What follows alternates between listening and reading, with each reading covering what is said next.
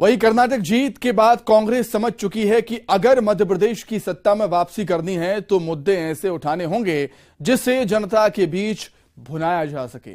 ऐसे में कांग्रेस एक बार फिर मध्य प्रदेश की विधानसभा चुनाव से पहले आरक्षण और जातिगत जनगणना के मुद्दे को लेकर सरकार को घेरने की तैयारी में, ताकि आगामी चुनाव में इसी मुद्दे के साथ जनता के बीच जाया जा सके। तो वहीं बीजेपी कांग्रेस के इस मुद्दे को ढोंग बता रही है और कह रही है कि ओबीसी के हितैषी तो हम हैं। मध्य प्रदेश फतह करने की तैयारी, गरमाएगा ओबीसी का मुद्दा। आरक्षण पर सरकार को घेरने की तैयारी में विपक्ष। क्या बीजेपी के किले में सेंध लगा पाएगी कांग्रेस? जातियों के इर्द गिर्द घूमेगी सियासत। कर्नाटक में जाति जनगणना का मुद्दा उठाकर कांग्रेस बीजेपी के वोट बैंक में सेंध लगाने में कामयाब तो हो गई, लेकिन क्या मध्य प्रदेश में ये रणनीति काम कर पाएगी? कांग्रेस मध्य प्रदेश में इसी रणनीति को कामयाब बनाने की तैयारी में जुटी है। कांग्रेस के नेता ओबीसी आरक्षण को बढ़ाने का श्रेय लेने में कोई कोर कसर नहीं छोड़ रहे हैं। कांग्रेस नेताओं का तो ये कहना है कि पिछड़ा वर्ग को 14 से 27% का आरक्षण किसी ने दिया है तो वो कांग्रेस ही है। देखिए, 2014 के पहले यूपीए की सरकार थी, उस समय जाति जनगणना का पूरा डाटा कंप्लीट हो चुका था, बस जारी होना शेष था और हमारी सरकार बदल गई। लेकिन माननीय प्रधानमंत्री महोदय ने उसको रोक दिया और अब तक उन्होंने जारी नहीं किया है। और जब तक ये जारी नहीं होगा तो हमें कैसे पता होगा कि किस वर्ग के कितनी संख्या है, उनको हम लाभ कैसे पहुंचा पाएंगे, उनका उत्थान हम कैसे कर पाएंगे? ये तो जारी होना चाहिए। कांग्रेस लगातार मांग कर रही है और जब हमारी केंद्र में सरकार आएगी तो कहने की जरूरत नहीं है। हम जाति जनगणना के आधार पर हम ये तय कर लेंगे किस वर्ग को हमें क्या क्या करना है, ताकि देश का उत्थान हो सके और जो पिछले लोग हैं उनका कम से कम कल्याण हो सके और मुख्य धारा में वो जुड़ सके। कांग्रेस एक तरफ खुद को पिछड़ों का हितैषी बता रही है तो वहीं दूसरी तरफ बीजेपी उनके इस मुद्दे को ढोंग बता रही है।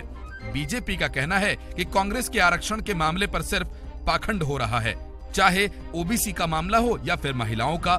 कांग्रेस का काम ढोंग करना है, इमोशनल ब्लैकमेल करना है। आज ओबीसी का मामला कोर्ट में विचाराधीन है तो सिर्फ कांग्रेस की ही वजह से। कांग्रेस पाखंड करती है आरक्षण के किसी भी मामले में, चाहे वो ओबीसी की बात करे या महिला आरक्षण की बात करे। वो पहले अपने संगठन में तो कर लें ओबीसी का आरक्षण। उनके यहाँ, हमारे यहाँ तो ओबीसी का मुख्यमंत्री, उनके यहाँ तो ओबीसी के नेताओं को दरकिनार करके वो आज भी उनके बीच में असंतुष्ट की गिनती में गिने जाते हैं। हमने ओबीसी के हित और कल्याण के लिए न केवल आयोग बनाया, न केवल उनके लिए काम किया, बल्कि 27% आरक्षण दिलाने के लिए हमने लगातार उसके लिए काम किया। अब न्यायालय में यदि कोई प्रकरण विचाराधीन है तो ये कांग्रेस की गलतियों से हुआ है। मध्य प्रदेश के विधानसभा चुनावों में भी जातियों और वर्गों की राजनीति हावी होती हुई दिखाई दी। प्रदेश में अगर आरक्षण के लिहाज से देखा जाए तो पिछड़ा वर्ग के साथ अनुसूचित जाति और आदिवासी वर्ग मिलकर प्रदेश का सियासी समीकरण तय करते हैं। यही वजह है कि इन तीनों वर्गों को साधने में भाजपा कांग्रेस कोई कोर कसर नहीं छोड़ रहे हैं। लिहाजा देखना यह होगा कि इन वर्गों का बड़ा तबका इन चुनावों में किसके साथ जाता है और सत्ता के शीर्ष तक पहुंचाता है। न्यूज़ 18 के लिए भोपाल से वासु चौरे। बीजेपी और कांग्रेस दोनों ही दलों ने चुनावी कसावट शुरू कर दी है। पार्टियां जुताऊ उम्मीदवारों की तलाश में हैं। कई जगह पुराने चेहरों को ही तवज्जो दी जाएगी तो कई जगह पर बदलाव भी देखने को मिलेगा। बात अगर कांग्रेस की करें तो कांग्रेस की नजर अब आदिवासी बाहुल्य सीटों पर है। कांग्रेस गैर राजनीतिक पृष्ठभूमि वाले चेहरों की तलाश कर रही है। पार्टी के वरिष्ठ नेताओं को जिम्मेदारियां भी दी गई हैं कि वो नए चेहरों को तैयार करें।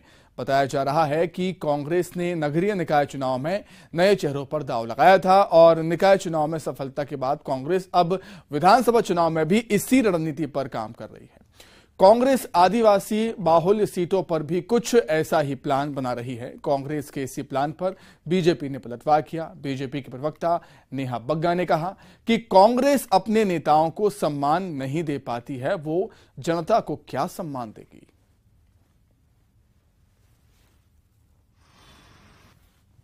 देखिए, कांग्रेस पार्टी हमेशा से नवयुवक महिलाओं को अवसर देने में विश्वास रखती है और साथ ही साफ सुथरी छवि के तमाम समाज में जो लोग हैं, प्रतिष्ठित लोग हैं, उनको भी मौका देने में विश्वास रखती है। तो टिकट अभी तो लंबा समय है, पर निश्चित ही अगर कोई ऐसे लोग टिकट मांगते हैं और उनका जनाधार है तो निश्चित ही पार्टी उस विषय में सोच विचार करेगी। मध्य प्रदेश में ये स्थितियां पूर्व में भी बन चुकी हैं। जब लोग टिकट मांग रहे थे तो उन्हें सजावटी वस्तु बता दिया गया कमलनाथ जी के द्वारा। युवाओं का टैलेंट हंट करवाया, पर जो प्रतिभाशाली थे वो केवल अखबारों की सुर्खियां बनकर रह गए, उनको संगठन में कहीं स्थान नहीं मिला।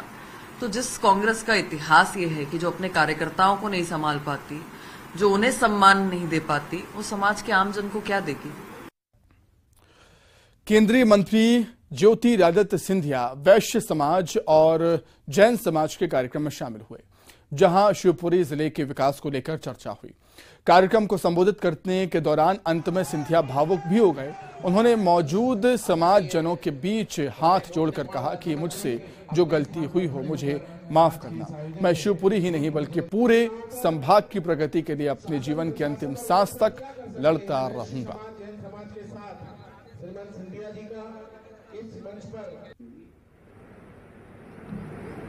ये करने का आदत हमें बंद करना चाहिए और उल्टा जैन समाज का क्षमावान, जाने या अनजाने में मुझसे कोई गलती हुई हो तो मुझे माफ कर देना।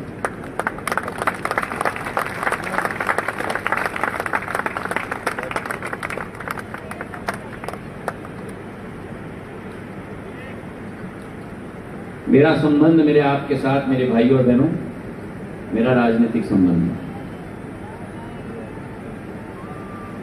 ये दिल धड़कता है तो आपके लिए धड़कता है,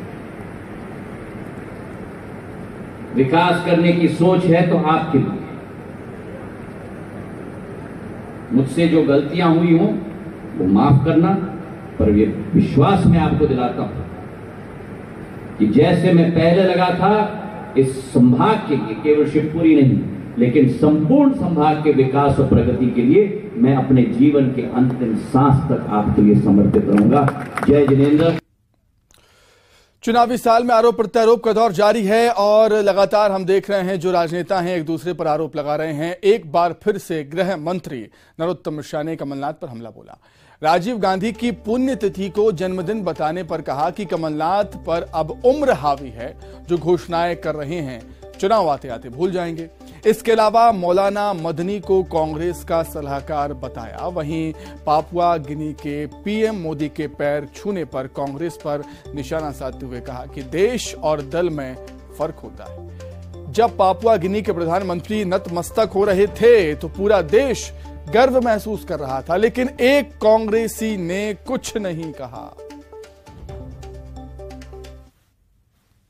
बात नहीं है पुण्यतिथि को जयंती की, यदि साथ में ये भी कहा कि शुभ दिन है। अब आप उससे उनकी उम्र का अंदाजा समझ लो। आप उम्र का अंदाजा ऐसा हो गया है ये 75 साल से ऊपर का। एक बार आपको ध्यान हो वो दीपक सक्सेना की तरह दिग्विजय सिंह को जिताने की अपील कर गए थे, जो विधानसभा की कार्यवाही को बकवास कह देते हो, जो किसी महिला नेत्री को आइटम कह देते हो। अब उन पर ये उम्र हावी हो गई है और उससे ये लगता है कि जो आए दिन घोषणाएं कर रहे हैं ना, चुनाव आते आते तक सबरी घोषणा ही भूल जाएंगे। जितने भी इस तरह के मौलाना हैं जो कांग्रेस के सलाहकार हैं वो तो स्पष्ट हो ही गया है। और कांग्रेस किनकी सलाह पे चल रही है ये भी आप देख लीजिए। कमलनाथ जी, देश और दल में फर्क होता है, कब समझोगे आप? आज जब कमलनाथ जी, पूरा देश गर्व महसूस कर रहा था जब हमारे प्रधानमंत्री जी से अमेरिका के राष्ट्रपति जी ऑटोग्राफ मांग रहे थे, जब पापुआ गुनी के प्रधानमंत्री जी नतमस्तक हो रहे थे, चरण स्पर्श कर रहे थे, तब पूरे देश का माथा गर्व से ऊंचा हो रहा था। किसी पार्टी का नहीं था, प्रधानमंत्री देश का होता है। पर एक कांग्रेसी ने कोई अच्छी प्रतिक्रिया दी हो तो बताओ। उधर कमलनाथ पर नरोत्तम मिश्रा के तंज पर कांग्रेस ने पलटवार किया है। कमलेश्वर पटेल ने कमलनाथ को युवा होने के साथ ही विजनरी भी बताया। उनसे ज्यादा वो अपने आप को नौजवान मानते हैं, पर हमने भी उनके साथ काम किया कमलनाथ जी के साथ। हम कह सकते हैं कि हमसे भी नौजवान है, हमसे भी विजनरी है और हमसे ज्यादा वो दौड़ भाग कर सकते हैं और प्रदेश के मुख्यमंत्री बनेंगे। कमलनाथ जी के नेतृत्व में चुनाव होगा और उनकी जो एक्टिविटीज है, उनका जो विजन है, इन सब बातों से भाजपा के नेता घबराए हुए हैं। इसी के साथ ही 23 की महाभारत में फिलहाल इतना ही। नमस्कार।